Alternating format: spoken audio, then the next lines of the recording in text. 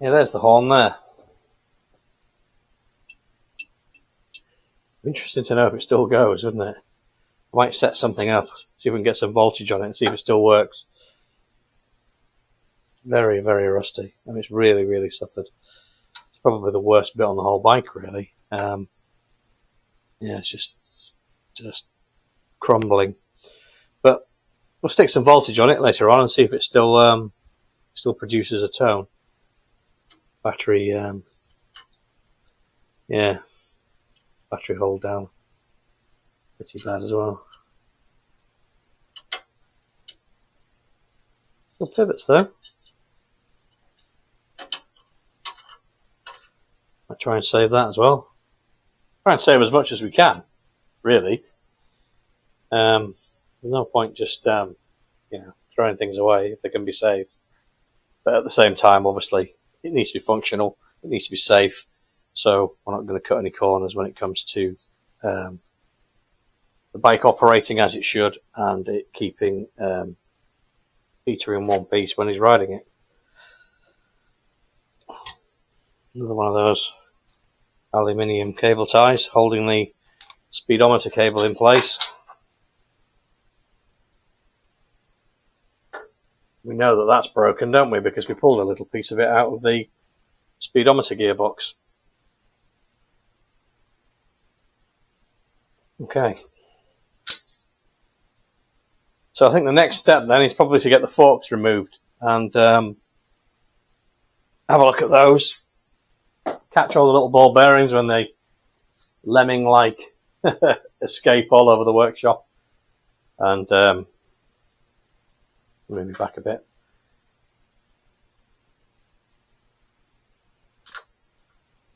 And then we can give everything a really good clean. Okay. Right, just checking that you can see. I couldn't resist. We're going to have a go at getting the horn working. At least put some voltage to it. Down there is my old Endura battery charger. Probably from the 60s or the 70s. I think the 70s. It's exactly the same model that my granddad had. It's not the one he had, but he had one exactly like that. Same colour, same make and model. So when I saw it for sale, I had to buy it. I'm sure you understand. So I'm going to connect it to the horn. Hopefully you can see the horn there. Yep. Let's just see what happens. We've got it set to 6 volts. And I don't expect we'll get a peep out of it because it'll be completely seized, but it's worth a go, isn't it?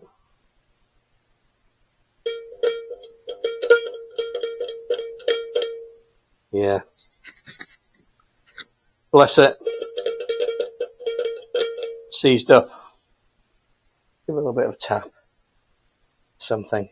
What can I? What is within arm's reach that I can tap it with?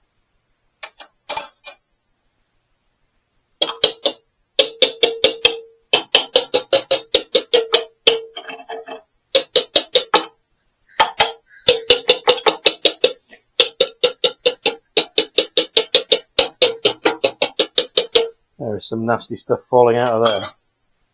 Don't think it'll make any difference. No. Never mind. It's still got continuity. Right. What else have I got? The headlamp.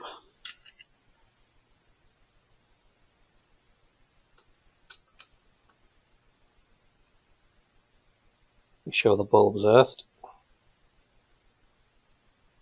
Oh, look at that. Oh, the other filament.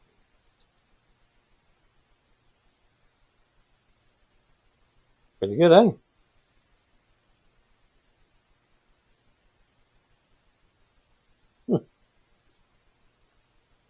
Well, at least the headlamp worked.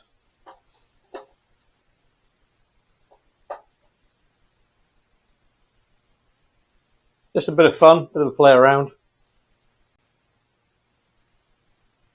Right, we're going to have a go at removing the fork legs. Say have a go because I'm expecting a bit of a fight with these things. I expect they'll be pretty well stuck. I've already loosened the pinch bolts on the lower yoke, but I'm expecting the stanchions to be sort of fairly rusted into the lower yoke. And then up here we've got a taper. Those of you that aren't familiar with these older bikes, excuse me, you have a taper on the end of the stanchion that pulls up inside a female taper in the upper yoke. So unlike the more modern bikes that have a parallel stanchions and they have a pinch bolt at the top as well that obviously clamps it together, on these it literally comes up to a stop in a taper, and the top cap nut actually pulls it up into that taper against spring pressure. So we've got two areas where it probably is seized, you know, bit of galvanic corrosion, two dissimilar metals. So we're probably going to have a bit of a struggle. Quite possibly we'll have to get put some gas on it and you know, warm it up. I have been soaking things with penetrating oil, but it's only obviously so far it can get in there. We've got these headlamp shrouds or headlamp ears, if you prefer, in the way, stopping you from getting in there. And the only way you can really get these off is by taking the fork legs off, taking the top yoke off, and pulling them up over the top, because they can't pull them down the way because they interfere here. Sorry, my head getting in the way there. I understand how hideous that must be for you, but please bear with me. So let's get some tools together and we'll have a go at it. Okay then, got the tools that we need. As I say, I've already slackened these off. These are 1/2 inch AF, but they're already loose. The socket I use for the cap nuts is this 1 1/8" AF. It's a really good socket, but unfortunately, I'm wearing gloves, as you can see. The chrome started to go on it, which sometimes happens with really old sockets when they've been, you know, kept in a damp shed or something like that. This came in a job lot of sockets that somebody gave me years ago. It's a good quality, it's super slim, but you've really got to be careful with your fingers when the chrome starts going on tools like that, because if you're, you know, spinning it through your hand, you can end up driving a piece of the chrome under your skin, and yeah, not pleasant at all. So I'm gonna have to get it in the lathe and just take a light skim over it, I think, just to get rid of that, because like I say, it's a really good socket for this job, but yeah, it's not worth hurting yourself. The other thing we're going to use is what I call the tool, which is this thing. You can buy similar items. So this is a length of bar, threaded. Excuse me, I've got a bit of tickly nose. It's hay fever season.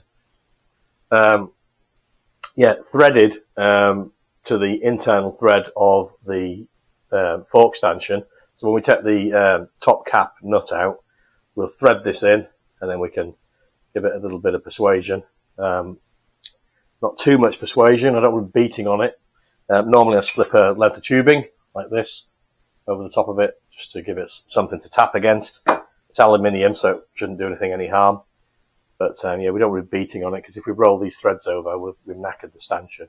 And we're trying to save as much as we can of this bike, and hopefully the stanchions will go again. We won't know until we get them out, but we'll see. And in the other direction, when you're fitting the forks, you can use this to pull the forks up and, you know, pull them onto the taper against spring pressure by winding on the threaded rod that's fitted. So that's the tool. Let's get on. See if we can do the job. So let's get this. There's some marks on this. Looks like someone's had a pair of grips or maybe a Stilson or something like that on it in the past, which surprises me, because for the mileage of the bike, I wouldn't have thought these would ever have been out. But it just shows you, doesn't it, that, you know, people mess around with things. Maybe the top of the oil up or something, I don't know, or changing the oil even, doing a service. But oh, that is tight. There we go. Yeah, it just shows you, even with a low mileage, people have been in doing stuff. A little bit rusty. Not terrible. Certainly reusable for the optic that we're going for.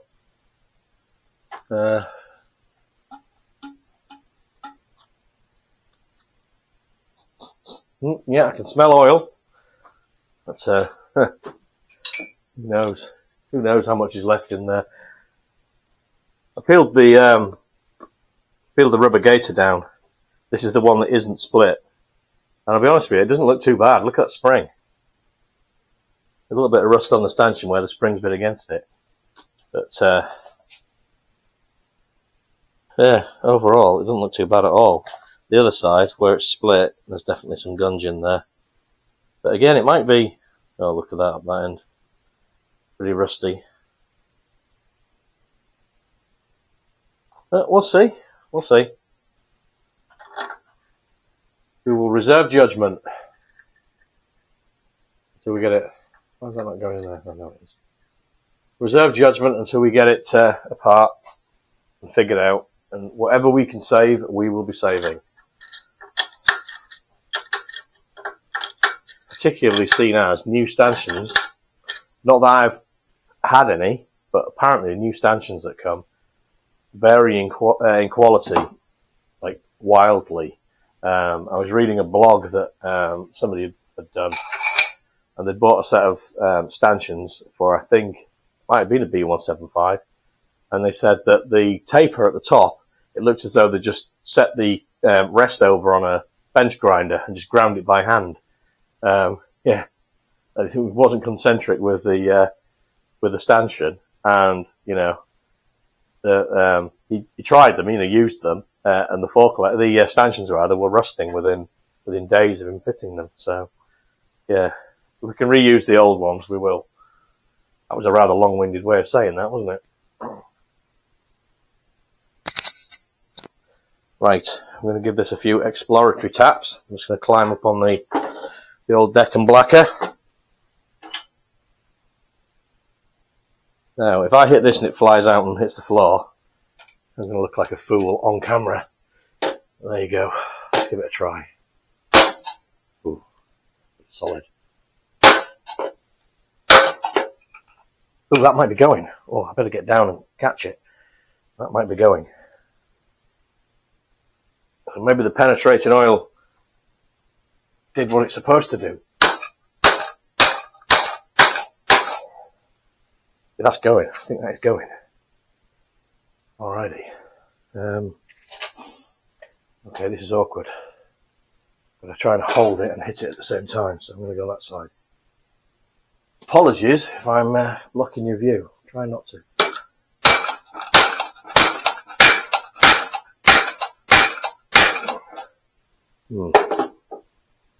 Right, we've gone as far as we can go because the washer is now hitting the top of the yoke. So we need to take that off. Don't really want to hit the threaded bar. So what we'll do is we'll double nut this washer about here. We'll go at it like that. So let me just stop you because you don't want to be stood there staring at nothing whilst I hunt around for the bits that I need. Right, are you ready for phase 2? It's going to come this time. Yes, I've just double nutted the washer. Probably should have done it a bit further down, but it's good enough.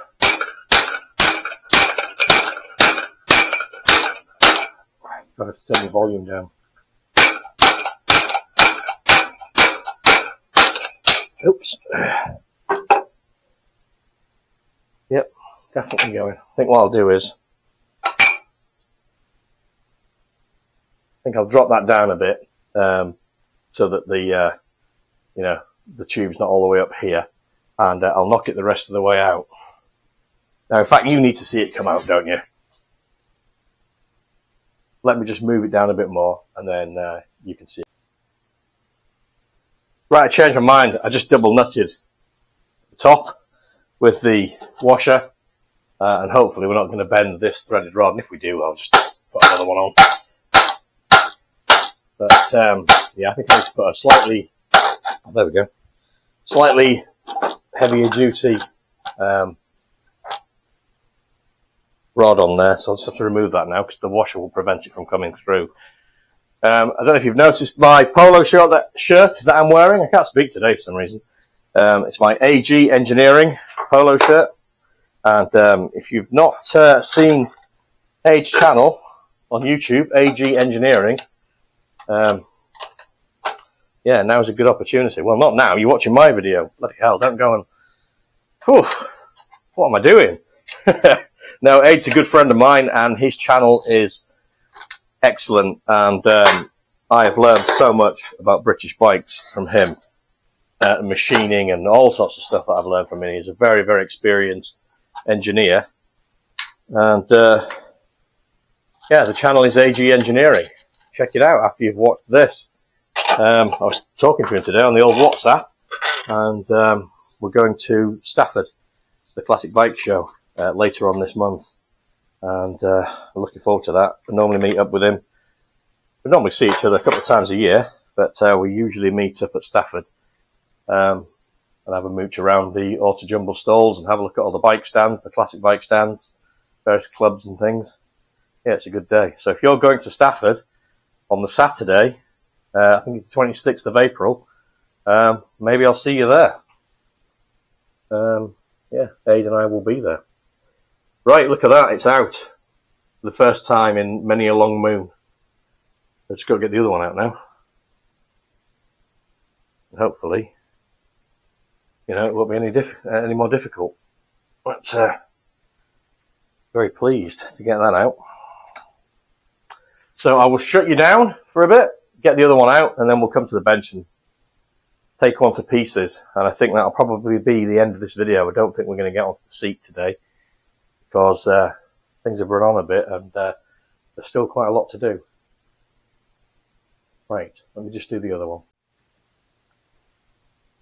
Well, as you can see, it is out. It did take some persuading.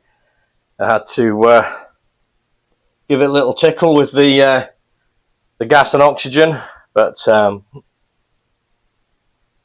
with a bit more persuasion and a bit more penetrating oil, it came out.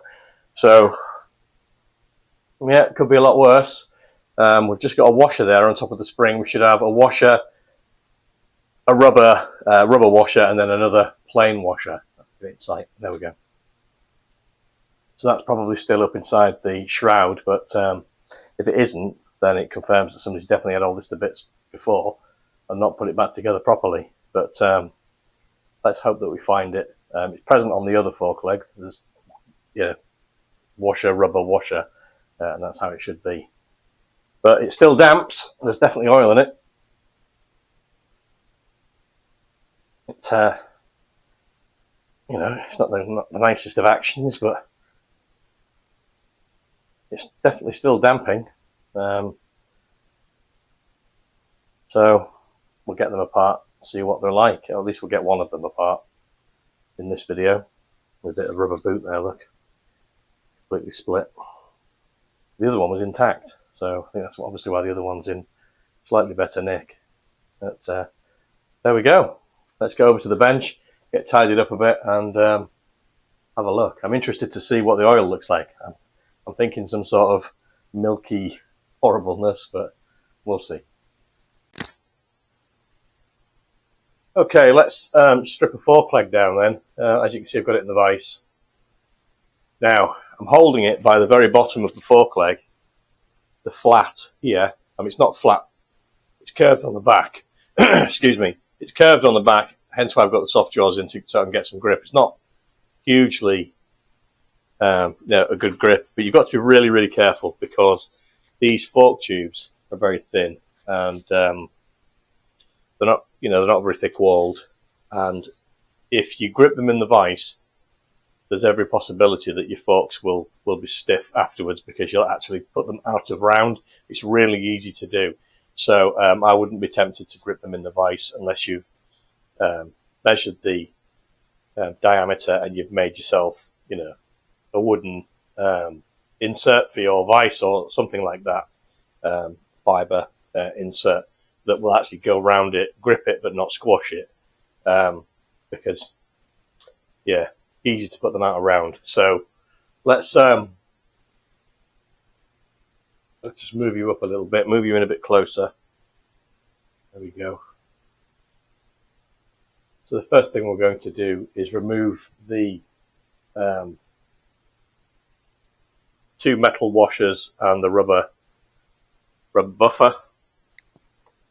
It sits right at the top. We'll lift the rubber gaiter off. We're getting new rubber gaiters because obviously one of them was split and that one's not at its best. Take the spring off. Pretty manky, but it doesn't look as though it's suffered any serious corrosion. We'll know more when we've got it cleaned up. But yeah, it looks alright, to be honest with you. And then let me just move you down a little bit because we're going to have a look at the seal holder. In the seal holder, there's a hole in it there. And there is a tool, which I don't have. I need to make one. Basically, it's like a C-spanner, but with a peg.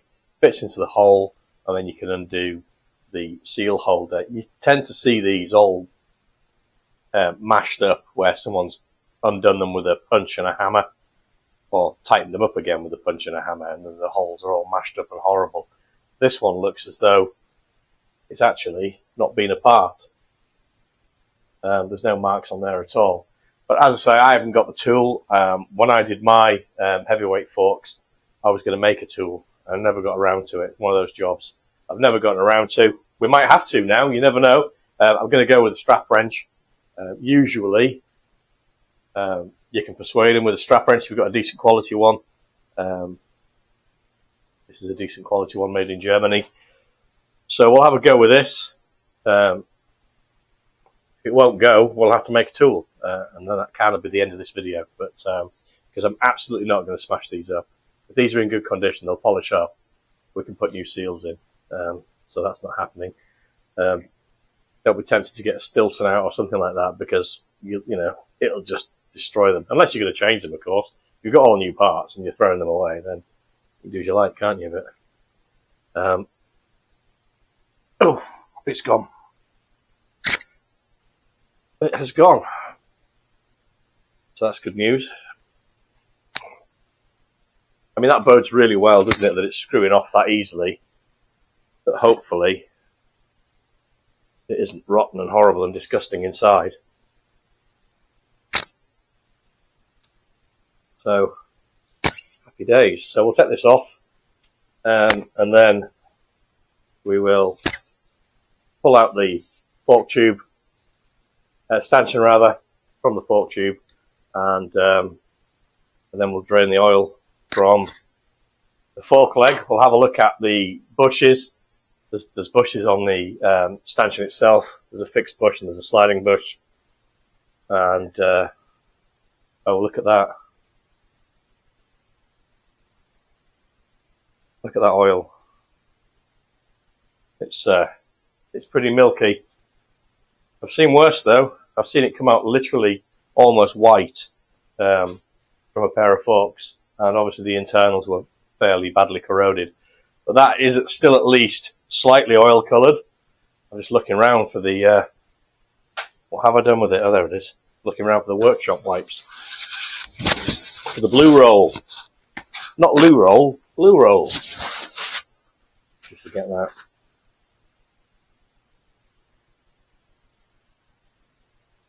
This is all promising stuff. We can expect a bit of moisture in there. Look at that, that stanchion's coming out. Wiping a smear of dirty oil off of it. A few little rust spots. Looks like surface rust. It's actually coming off with the cloth. With the tissue. Oh. This bodes well.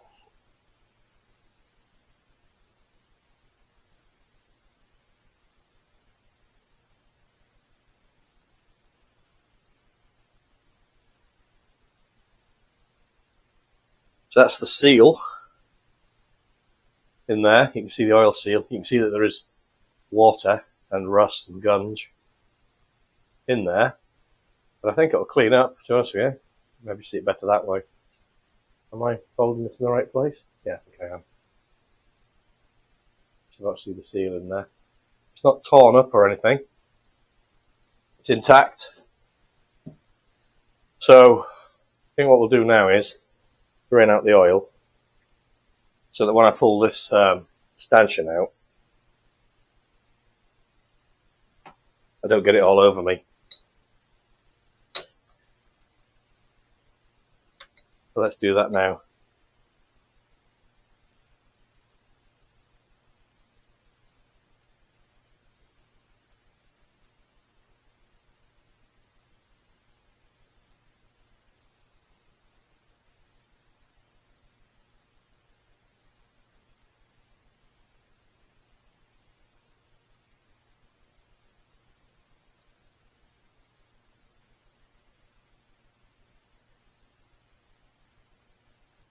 Okay, it's got most of it. We're about to have a bit of a splat when we pull the stanchion out.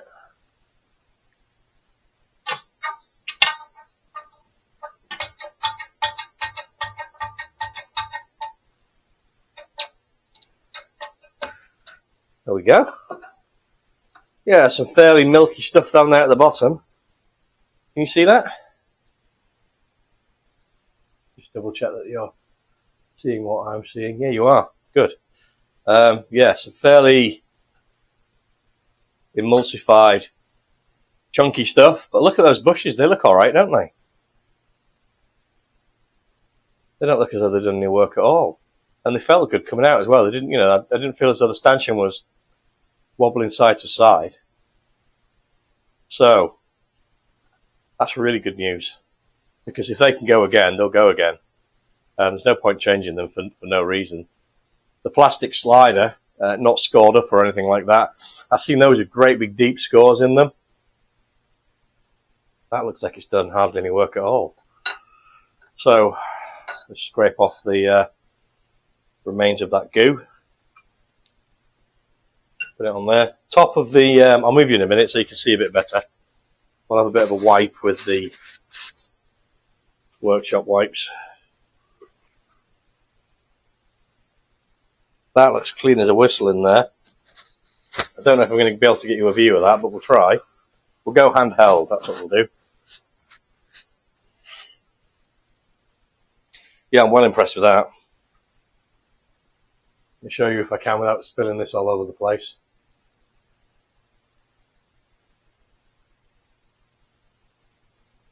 Put it down a bit. So that's the standard of the oil. Still oily, which is good. But yeah, definitely some emulsification. We've had some water in there. But it looks as though the oil has done its job in protecting the internal surfaces, because I can't see any corrosion down there. Although we'll have to get it washed and cleaned up before we can say for definite. But let me just move you. We'll go handheld, and we're getting pretty close to the end of the video now. So let's just do these last few bits handheld. I'm trying to get you a view there in the inside the fork slider. You can see some custard, for want of a better word. Difficult to get the light in there and the camera. Yeah, I think that's probably the best we're going to do. Anyway.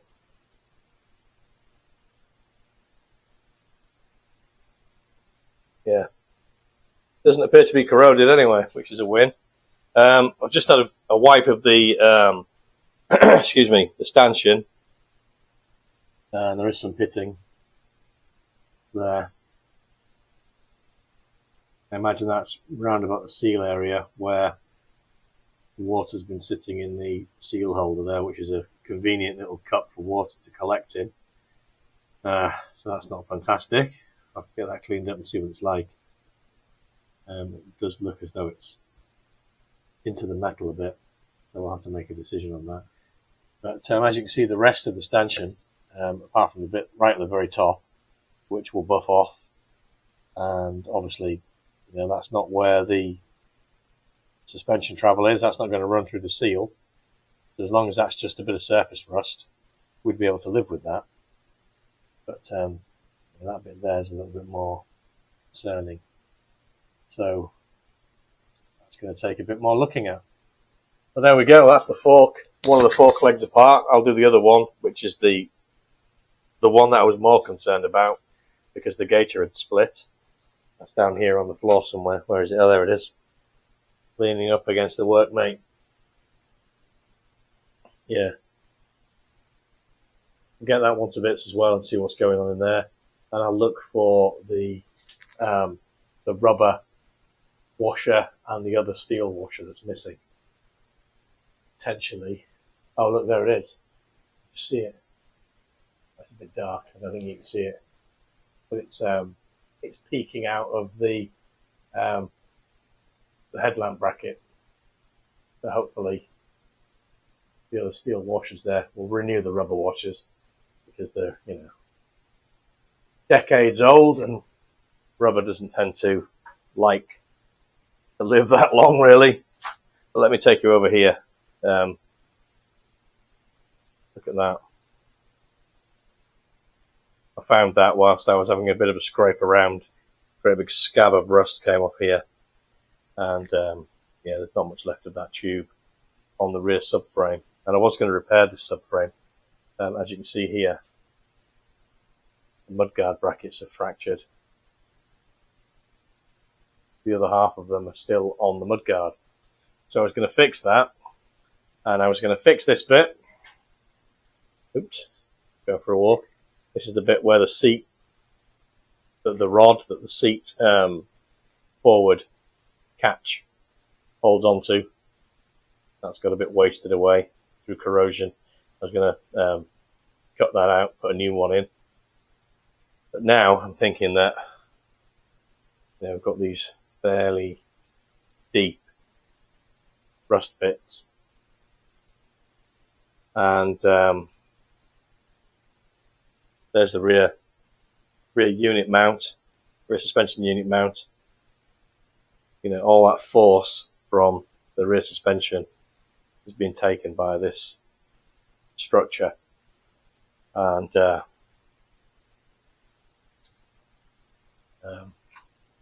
you see there's some fairly deep corrosion bits on this side as well. So I think, with a heavy heart, that we need to find another subframe.